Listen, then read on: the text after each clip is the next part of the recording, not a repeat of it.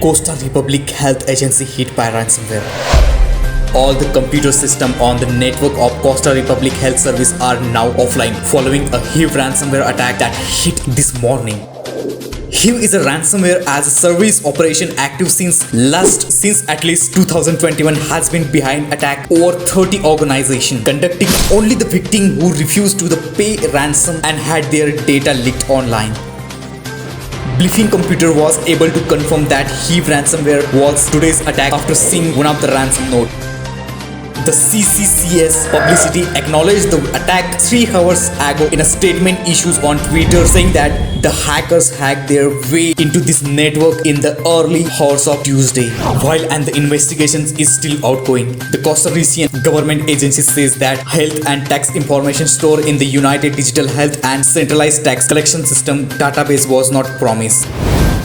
Employees reported that they were told to shut down their computers and unplug them from the network. All the printers on government agency network began printing when the attack started. Some also shared the videos of proof showing stack of dozen printed page filled with Grebish ASCII based text. CCCS is now working on restoring affected system and critical service. But so far it's impossible to determine how long it will take until systems are back up.